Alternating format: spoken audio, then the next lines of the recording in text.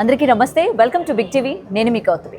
Samantha so నిన్నటి నుంచి కూడా చాలా హాట్ టాపిక్గా మారింది. తను పెళ్లి చేసుకునే విధానం ఒకటైతే అసలు ఆ విధానంలోనే ఎందుకు తను పెళ్లి చేసుకోవాల్సి వచ్చింది, ప్రీవియస్ తన పాస్ట్ ఏదైతే ఉందో మరొకసారి అలా జరగకుండా ఉండడానికి ఈ విధమైన పెళ్లి చేసుకోందా అని చెప్పి చాలామంది నెటిజన్స్ ఇవాళ అసలు ఆ పెళ్లి గురించి సెర్చ్ చేస్తున్న సిచ్యువేషన్స్ కూడా ఉన్నాయి. సో దాని గురించి మాట్లాడితే వాళ్ళు మనతో పాటు ఐకానిక్ ఆస్ట్రాలజర్ గట్టుపల్లి సురేష్ బాబు గారు ఉన్నారు. సార్ నమస్తే. జై శ్రీమన్నారాయణ. సో సమంత నాగ చైతన్య గారితో డివోర్స్ అయిపోయిన తర్వాత మళ్ళీ ఆమెని ఎవరు పెళ్లి చేసుకుంటారు, లేకపోతే ఆమె ఎవరిని పెళ్లి చేసుకుంటుంది అని చెప్పి చాలా ఈగర్గా వెయిట్ చేశారు. అయితే నిన్న తను పెళ్లి అయిన విధానం కావచ్చు, లేకపోతే ఆ ఫొటోస్ అన్నీ కూడా పెట్టడం జరిగింది. సో ఈ వివాహం ఏదైతే ఉందో భూత శుద్ధ వివాహం, సో దీన్ని ఏ రకంగా తీసుకోవాలి అంటే ఇప్పటి వరకు కూడా ఈ రకమైన వివాహం చేసుకోవచ్చు అని ఎవరికి తెలీదు. సో అసలు ఎందుకు తను పర్టికులర్గా ఇలాంటి వివాహం చేసుకోవాల్సి వచ్చింది, సో దీనివల్ల దాంపత్య జీవితం ఎక్కువ కాలం ఉంటారు, బలంగా ఉంటారు జంటలు ఇద్దరు కూడా అన్నట్టు ఏమైనా సంకేతమా లేకపోతే ఏంటి? ముందుగా సమంత గారికి శుభాకాంక్షలు. మ్యారేజ్ చేసుకున్నందుకు, ఒక ఇంటి వారైనందుకు మనస్ఫూర్తిగా అయితే అభినందిద్దాం సమంత గారిని. ఇక తర్వాత ఈ భూతశుద్ధి వివాహం ఏదైతే ఉందో ఇది మన ప్రాచీన కాలంలో కూడా ఈ భూతశుద్ధ వివాహం అని చేసేవారు. గాంధర్వ వివాహం అని చెప్పేసి భూతశుద్ధ వివాహం అని చేసేవారు. ఇది ఎలా చేసేవారంటే పంచభూతాల సాక్షిగా మనకి వివాహానికి కొన్ని షరతులు ఉంటాయి, వివాహానికి కొన్ని ప్రమాణాలు ఉంటాయి. ఈ వివాహ ప్రమాణాల్లో మనకి జాతక పరిశీలన ఉంటుంది. ఈ జాతక పరిశీలనలో ఇప్పటి రోజులు అయితే కంపాటబిలిటీ అంటారు. 36 అవుట్ ఆఫ్ 36. ఈ 36 పాయింట్స్ వస్తే మనకి మ్యారేజ్కి అర్హత ఉన్నట్టుగా. ఇక మినిమం 18 పాయింట్స్ రావాలి. అందులో లగ్నం ఉంటుంది, రాశి ఉంటుంది, నక్షత్రం ఉంటుంది, యోని ఉంటుంది. అలాగా మనకి 5 రకాలుగా కలిస్తే దాంట్లో ఫ్రెండ్షిప్ ఉందా, వ్యతిరేకత ఉందా, ఇవన్నీ కూడా చూసుకున్న తర్వాత మ్యారేజ్ చేసేటువంటి విధానం ఏర్పడింది. మన హిందూ సాంప్రదాయ ప్రకారంగా 5 రోజులు మ్యారేజ్ కాదు, 5 రకాలుగా చేసేటువంటి పెళ్లి తంతు అనేది ఉంటుంది. దాంట్లో ఈ యొక్క భూత శుద్ధి వివాహం అనేది కూడా ఒక తంతు ఉంటుంది. ప్రతి దాంట్లో కూడా చేసేటువంటిది ఉంటుంది. ఈ 5 రోజుల వివాహంలో 3వ రోజు చేసేది భూత శుద్ధి వివాహం అనేది ఉంటుందన్నమాట. ఇది మన ప్రాచీన కాలంలో చేసేవారు. ఈ వివాహం చేయడం ద్వారా అటు 7 తరాలు ఇటు 7 తరాలు అంటారు చూసారా, ఆ 7 తరాల పాటు అన్యోన్యంగా ఏ ఇబ్బంది లేకుండా ఉండేందుకు చేసేటువంటి వివాహంలో ఈ భూత శుద్ధి వివాహం అని ఉంటుందన్నమాట. అదే ప్రాచీన కాలంలో మనకి గ్రంథవ్యులు కావచ్చు, వేదులు కావచ్చు, మనకున్నటువంటి వ్యత్యాసాలు రచించినటువంటి వారందరూ కూడా వివాహాన్ని రచించుకుని చేసుకుంటే ఉండేవారు. కొన్ని పురాణాల్లో అయితే కూడా ఇప్పటికీ మనకి భూత శుద్ధి వివాహం అనేది ఉంటూ ఉంది. మనకి సుందరకాండ మీరు చూసినట్టయితే కనుక సుందరకాండలో కూడా ఈ వివాహం గురించి మనకి రాసి అయితే లెక్కించున్నది. ఇది శివుని యొక్క ఆధీనంలో జరిగేటువంటి వివాహమే.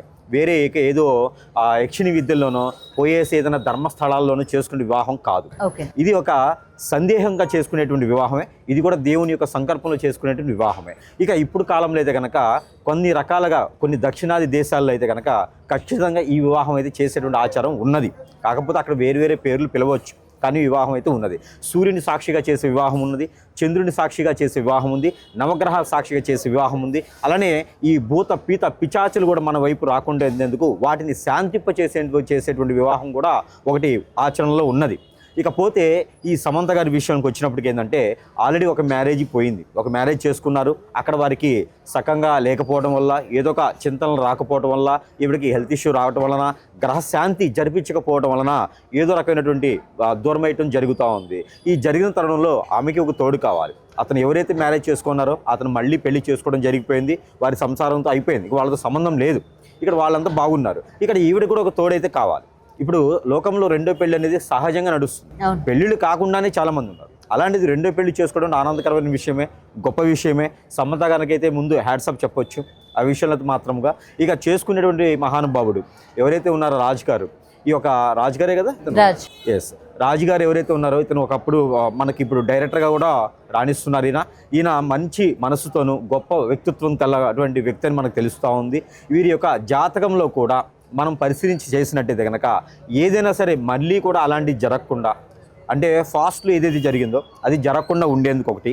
ఇకపోతే ఈ భూత పీత పిచాచులు ఇవన్నీ ఉంటాయి అని ఎంత నమ్మకం ఉందో అలానే ఈ భూత సాక్షిగా అనేది ఈ భూత శుద్ధి వివాహం అనే దానికి ప్రత్యేకత మీరు చెప్పాల్సింది ఏంటంటే కనుక మనలోని ఆత్మ సంతృప్తి చెందేందుకు మనలోని దోషాలు ఉంటాయి. కళత్ర దోషం ఉంటుంది, కాలసర్ప దోషం ఉంటుంది, నాగదోషం ఉంటుంది, కుజు దోషం ఉంటుంది. ఇలాంటి దోషాలు ఏమైనా మనకి దరి చేరకుండా ఉండేందుకు కూడా ఈ భూత శుద్ధి వివాహం అనేది చేస్తూ ఉంటారు. మనకి పెళ్లిలో కూడా ఈ మంత్ర ఉచ్చారణ జరుగుతూ ఉంటుంది. మనకి గంధర్వ మ్యారేజ్ అంటే గంధర్వ పెళ్లి అంటారు. మనకి ఎక్కడెక్కడ జరుగుతుంది అంటే కనుక ఆర్య సమాజాలు ఉంటాయి కదా, ఈ ఆర్య సమాజంలో కూడా వివాహ తంతు చదివేటువంటి మంత్రాలు వేరే ఉంటాయి. రాజులకు చదివేటువంటి మంత్రాలు ఏవైతే ఉంటాయో నట్టినడు జీవన అభిజిత్ లగ్నంలో కొన్ని మంత్రాలు ఉచ్చారణ మారిపోతూ ఉంటుందన్నమాట. అలాంటి మంత్రోచ్చారణ జరిగేటువంటి రాజు తంత్ర మంత్రోచ్చారణతో జరిగేటువంటి మ్యారేజెస్ కొన్ని ఉన్నాయి. అలాంటి సాక్ష్యం కోసము ఈ యొక్క సూర్యుని సాక్షిగా, చంద్రుని సాక్షిగా, నవగ్రహాల సాక్షిగా ఉండేందుకు ఈ యొక్క భూత పీత పిచాచులన్నీ కూడా వెంటాడకుండా, వెంబడించకుండా, రేపటి రోజున వీళ్ళ మ్యారేజీ మీద ఎవరికైనా నచ్చకుండా కూడా, ఎవరేదైనా చెడు క్రియలు చేపించినా కూడా, వీరిద్దరి మధ్యన విడిపోవాలని చేపించినా కూడా అది ఏం అవ్వకుండా ఇవన్నీ కూడా తోడుండేందుకు ఈ భూత సాక్షిగా చేసుకునేందుకు ఈ ఒక మ్యారేజ్ చేయడం అనేది జరుగుతూ ఉంది. ఇది కూడా శివుని యొక్క ఆధీనంలోనే జరుగుతుందని మాత్రం చెప్పవచ్చు. ఓకే. అండ్ సార్ పర్టికులర్గా అంటే ఇప్పుడు ఇక్కడ పెళ్లి చేసుకున్నారు కాబట్టి ఎటువంటి కార్యక్రమాలు అంటే నార్మల్గా బయట మనం పెళ్లి చూస్తూ ఉంటాము, కన్యాదానం అని చెప్పి, లేకపోతే ఇవన్నీ ఉంటాయి. పర్టికులర్గా ఈ వివాహానికి వచ్చేసరికి ఇలాంటివన్నీ కూడా ఉండవా? అసలు ఈ రోజుల్లో మ్యారేజ్ చేసుకోవడానికి సాక్ష్యం ఒకటి సరిపోతుంది. తాళి కట్టినా కట్టకపోయినా కూడా ఒకరిగా ఉండాలనే భావన మనసులో ఉంటే సరిపోతుంది. ఇక మ్యారేజ్ చేసుకోకపోయినా పెద్దగా ఆలోచించట్లా. ఇంకా వారు పెళ్లి చేసుకున్నారు, ఇంకా వారు పెళ్లి చేసుకుని నలుగురిలో వాళ్ళు పబ్లిసిటీ చేసి చూపించారు, మేమిద్దరం భార్యాభర్తలు ఈ రోజు నుంచి అని తెలియజేయడం అనేది చాలా గొప్ప విషయం. ఈ రోజుల్లో కూడా ఈ యొక్క నాగరికతని ఫాలో అవుతూ, నాగరికత దగ్గరగా ఉంటూ, ఏదో ఒక దగ్గర ముందు దేవాలయం అయితే ఉంది, ఆ దేవుని సాక్షిగా పెళ్లి అయితే చేసుకున్నారు కాబట్టి వెళ్ళను కూడా అది మంచి విషయం, తరుణము. ఎదుటి వారికి ఎవరికైనా సరే తెలియచేయొచ్చు, ఇది వీరు కూడా పెళ్లి చేస్తున్నారు కాబట్టి ఎవరైనా ఇంకా విచ్చలవిడితనంతో లేకుండా, ఏదో ఎఫ్ఐఆర్స్ లాంటి పెట్టుకోకుండా, ఏదైనా మనస్ఫూర్తిగా ప్రేమిస్తే కూడా పెళ్లి చేసుకోవాలి అనేది అయితే ఒకటి చూపించారు వీళ్ళు. దానికైతే వీరికి మంచి మనస్సు ఉన్నటువంటి మనుషులు అని చెప్పొచ్చు. ఇకపోతే వీరికి ఈ పెళ్లి జరిగినటువంటి తంతుకి కావాల్సినటువంటి మంత్రోచ్చారణతో పాటు కొన్ని వస్తువులు ఉంటాయి. అవి ఏంటంటే కనుక మిరియాలు, ఎండు మిర్చి, అలానే కనుక ఈ రెండిటితో పాటు పత్తి గింజలు, ఉప్పు, కళ్ళుప్పు ఉంటుంది కదా, ఈ కళ్ళుప్పు ఇవి కూడా ఆ మ్యారేజ్కి కనుక పెట్టి ఉన్నట్టయితే కనుక ఆ గ్రహాల యొక్క శోభ, ఆ గ్రహాల యొక్క అనుకూలత, అననుకూలత, అలానే వీరిలో ఉన్నటువంటి క్రామ క్రోధాలే కాకుండా వీరిలో ఉన్నటువంటిది ఇబ్బందులు ఉండేటువంటి విషయాలు ఏవైతే ఉన్నాయో, వీరికి కాలసర్ప దోషం, నాగదోషం, కుజుదోషం అలాంటివి ఏవైతే ఉన్నాయో అవన్నీ కూడా పటాపంచలేదానికి ఆస్కారం ఉంటుంది. రేపటి రోజున ఎవరైనా వీరి పెళ్లికి నచ్చకుండా ఉండి, వీరి పెళ్లిని చెడగొట్టాలి అని ఉండి, వీరు విడిపోవాలని చేసేటువంటి తంతులు ఏవైతే ఉంటాయో, చెడు ప్రయోగాలు ఏమైనా చేస్తారో అవి పెద్దగా వీరి మీదకి రావు. అంటే సార్ ఇంకొకటి, ఇది అందరికీ గుడ్ న్యూసే అయినప్పటికీ తర్వాత వీళ్ళిద్దరూ కలిసి ఉంటారు. ఎందుకంటే ఇంత సీక్రెట్గా, లేకపోతే ఇలాంటి ఒక వివాహాన్ని ఎంచుకొని బలంగా ఉండాలి అని చెప్పి చేసుకున్న వీళ్ళు రేపు పొద్దున ఏ విధంగా ఉంటారు? ఆబ్వియస్లీ ఫ్యాన్స్ అన్నాక వాళ్ళు అభిమానించే వాళ్ళు డెఫినెట్గా కలిసి ఉండాలని కోరుకుంటారు. ఇది కూడా విడిపోకూడదు, మళ్ళీ ఆమె దూరం అవ్వకూడదు, డిసప్పాయింట్మెంట్ అవ్వకూడదు అని చెప్పి చాలామంది వెతికేస్తూ ఉన్నారు. ఈ విధంగా పెళ్లి చేసుకుంది కాబట్టి ఇక నుంచి తను బాగుంటుందా లేదా అని చెప్పి తన అంటే సంతోషాన్ని కోరుకునే వాళ్ళు వెతుకుతూ ఉంటారు. సో ఈ ప్రభావం ఎలా ఉండబోతుంది అంటారు? అంటే కలిసి ఉంటారా, లేకపోతే ఏ విధంగా ఉంటుందంటారు? ఇక్కడ మనం చూసుకున్నట్టయితే కనుక పొద్దున్నే పెళ్ళి అయ్యి సాయంత్రానికి విడాకులు తీసుకునే చాలా మంది ఉన్నారు. అవును కదండి.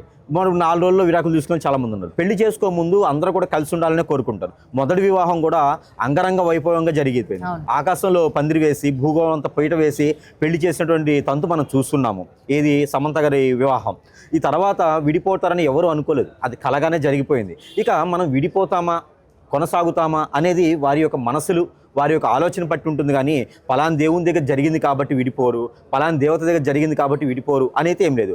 ఎంత సాక్ష్యం ఉన్నా, ఎన్ని రకాలుగా ఉన్నా కూడా విడిపోవడం అనేది వారి యొక్క ఆచరణ పట్టి ప్రకారంగా, వారి యొక్క విధానం, సిద్ధాంతం, వారి యొక్క ఆలోచన ప్రకారంగా మారుతుంది తప్పితే, వారి యొక్క మనసు ప్రకారం మారుతుంది తప్పితే అది దేవుని సాక్షిగానో దేవుడు మనతో ఉన్నాడో అయితే కాదు. వాటికి వేరు, ఇది వేరు. పెళ్లి చేసుకోవడం అనేది ఒక తంతు, విడిపోవడం అనేది వాళ్ళ ఆలోచన, అది వారి మీద ఆధారపడి ఉంది. ఇకపోతే సమంత గారి జాతకం ఒకసారి పరిశీలన చేసినట్టయితే కనుక, ఇక్కడ రాజుగారి జాతకం ఒకసారి పరిశీలన చేసినట్టయితే కనుక రాజుగారి జీవితంలో అయితే కనుక విడిపోయేదానికి కనిపించట్లా. కాకపోతే రాజుగారికి మాత్రము కుజుదోషం అయితే ఉన్నది.